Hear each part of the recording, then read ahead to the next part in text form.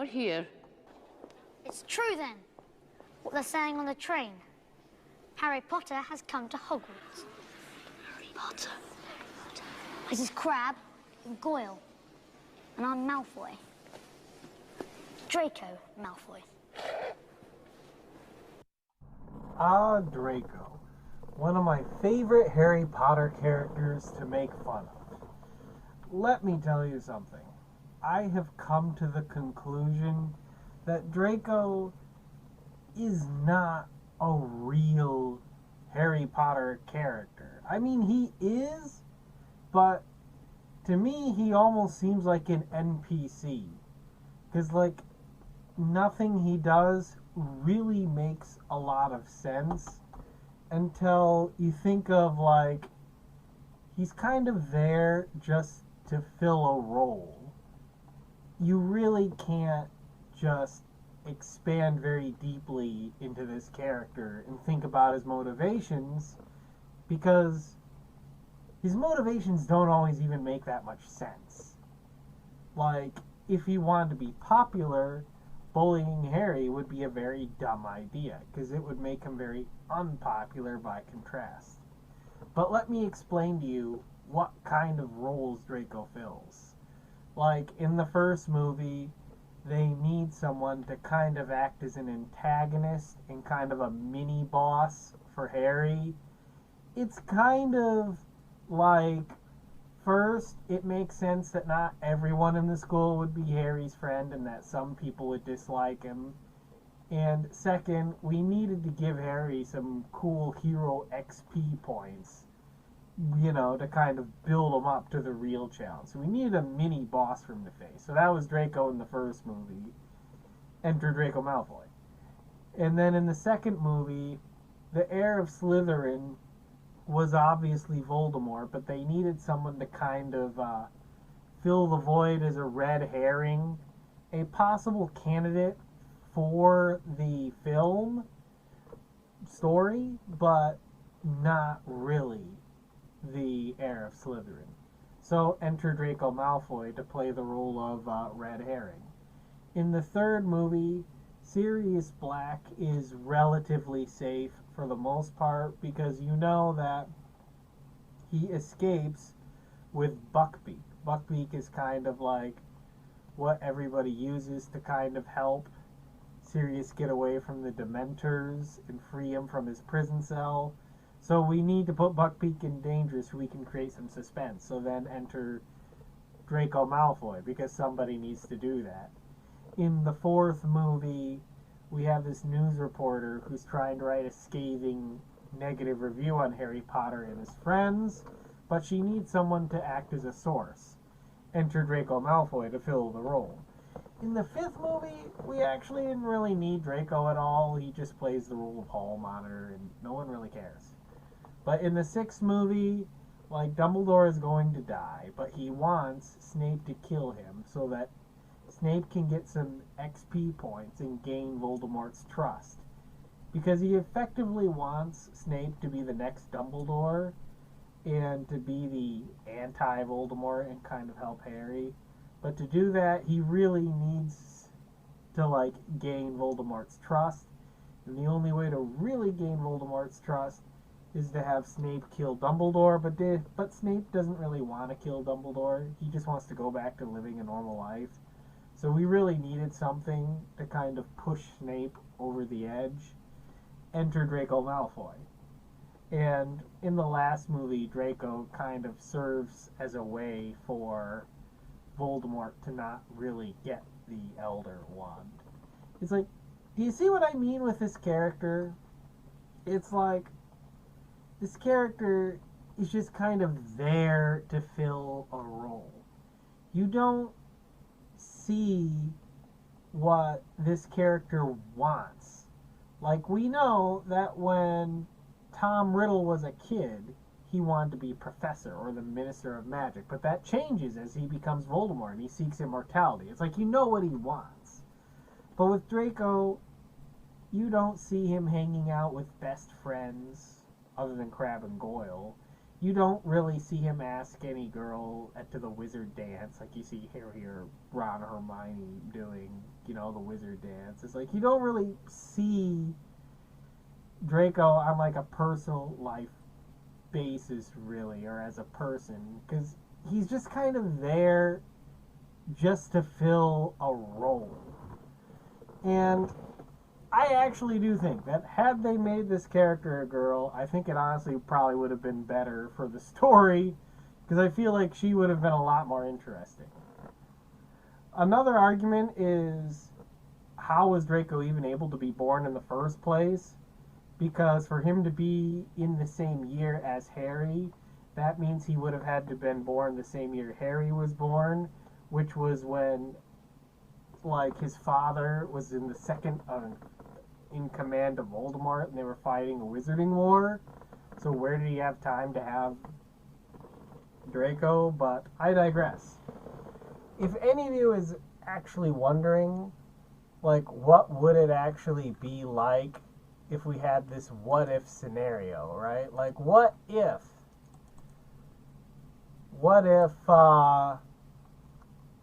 Draco wasn't completely useless and he actually had some valid uses?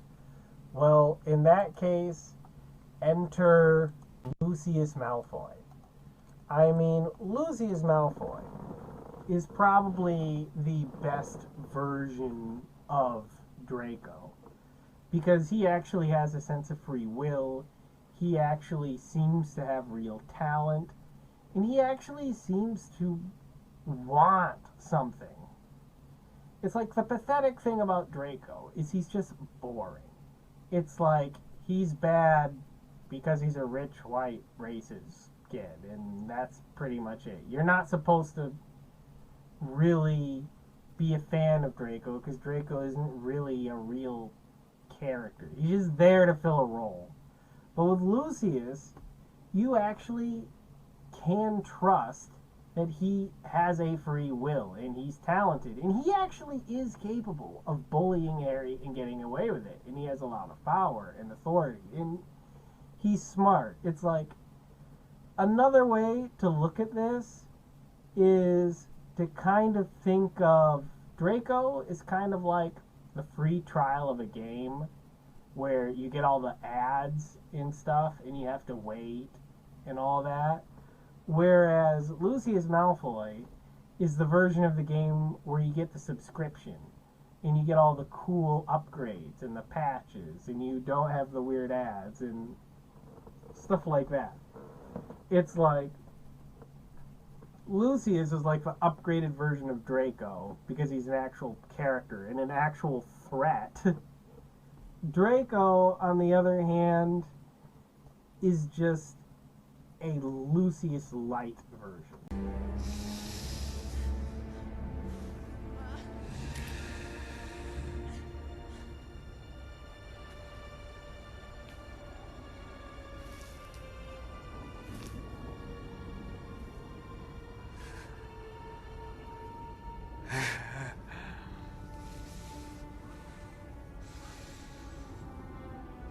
My wand, Wormtail.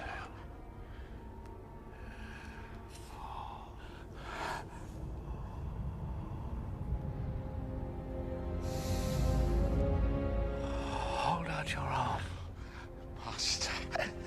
Thank you, Master. The other arm, Wormtail.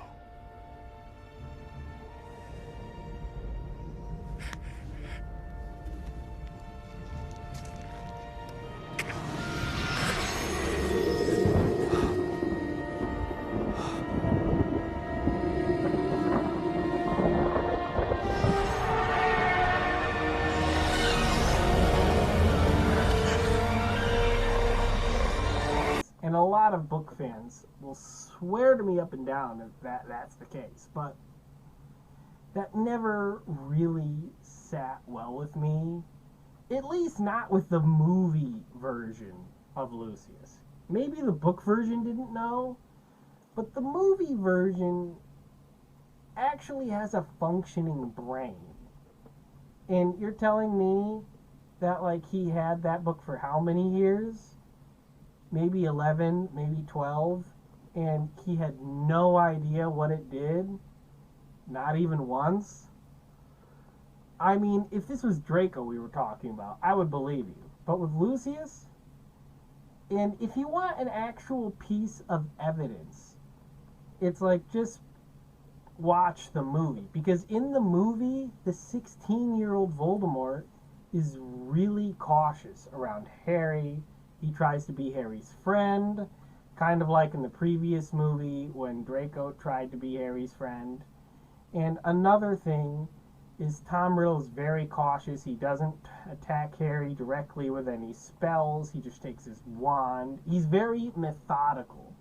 But he's completely aware of what is going on. He's aware that Voldemort was effectively killed the way he was in Godric's Hollow, which really doesn't make sense, because if Voldemort made that Death Note like 50 years ago or more, when he was a 16-year-old Tom Riddle, and Tom Riddle has been stuck in there ever since, Voldemort would not have been able to pass along the information that he got killed at Godric's Hollow. He wouldn't be able to pass on that information. And on another side note, it is important to note that Lucius Malfoy was in possession of the Death Note that belongs to Voldemort at the time. So the only way for Tom Riddle in the book to actually know that would be if Lucius told him. And it actually makes sense that Lucius would interact with the book, and he would kind of be aware.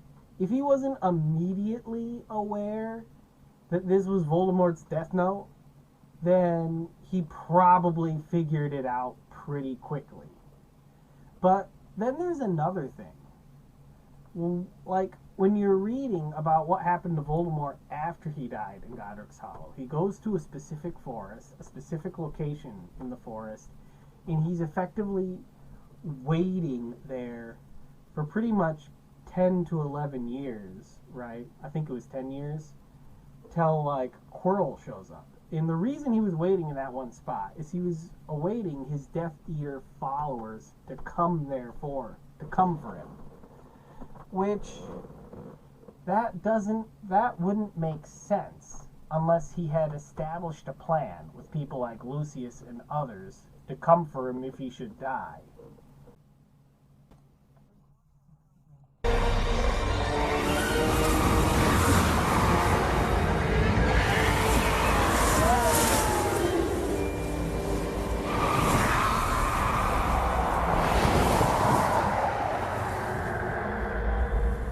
Welcome, my friend. 13 years it's been, and yet here you stand before me as though it were only yesterday. I confess myself disappointed. Not one of you tried to find me. Crab! Damn! Nah! Doyle! Not even you. Lucius. I thought, and I detected any sign, a whisper of your whereabouts. There were signs, my slippery friend, and more than whisper. On another note, it's like, rather than Lucius Malfoy, right? Just simply trying to open the Chamber of Secrets. Don't you think it's much more likely that he was communicating with the Tom Riddle in the Tom Riddle diary, and he wanted to make a new Voldemort? Let's keep in mind that Lucius Malfoy and Voldemort did not share the same goals anymore by the time we reach, like, the Chamber of Secrets, right? It's like, Voldemort just wanted to take over everything and rule with an iron fist, whereas Lucius Malfoy wanted to make some reforms and stuff. But 16-year-old Voldemort was still kind of in the phase of becoming Minister of Magic or becoming a professor at Hogwarts. So don't you think it's much more likely that he wanted to bring the young 16-year-old Voldemort back to life, and he wanted to, like, kind of have him replace the old Voldemort because this new one would kind of align with his goals better? And frankly, the 16-year-old Voldemort doesn't seem to have the highest opinion of old Voldemort since he died to Harry when he was a baby. But on another note, just note how suspicious Voldemort is when he is in that graveyard scene. He is so suspicious of those Death Eaters. And think about it. The second Voldemort disappeared, Lucius Malfoy and his cohort in that graveyard, right, were almost immediately arrested, right? And they were pretty much let go by the Ministry of Magic. In fact, you know what's even weirder?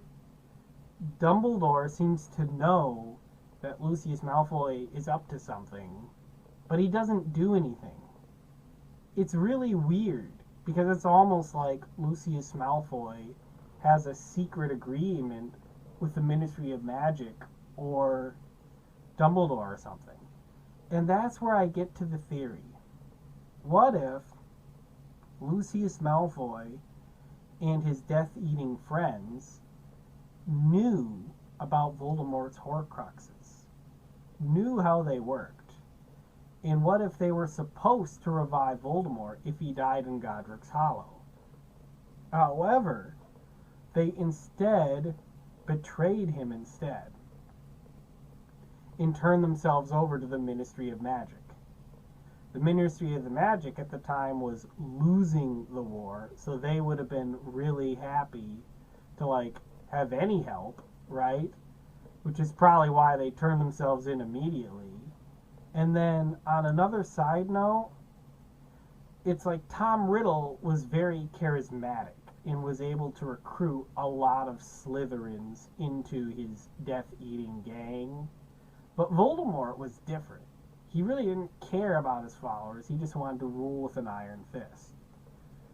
So, what if his followers didn't like the direction Voldemort was taking things, and then they betrayed him and they didn't try to resurrect him on purpose, turning themselves in over to the Ministry of Magic so they can help them out, give out names, get pardons.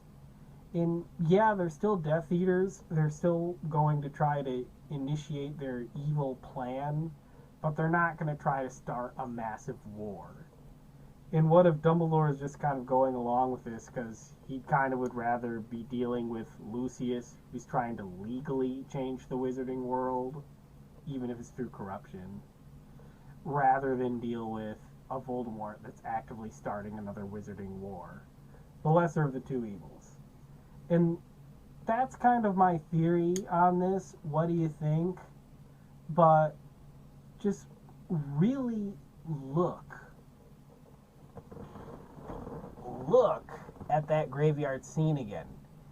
And just look at just how suspicious Voldemort is. And then remember how Lucius was just getting targeted for humiliation and hatred by Voldemort in Deathly Hallows? What if the scene in the graveyard was more than just simply a reunion? What if it was an interrogation to find the leader of, the people who betrayed Voldemort? That's my theory. What do you think? Do you think it's dumb? Do you think it's crazy? This is just a quick little theory, not one of my more professional videos. Just give me your thoughts, and yeah, Professor Sassafras signing out.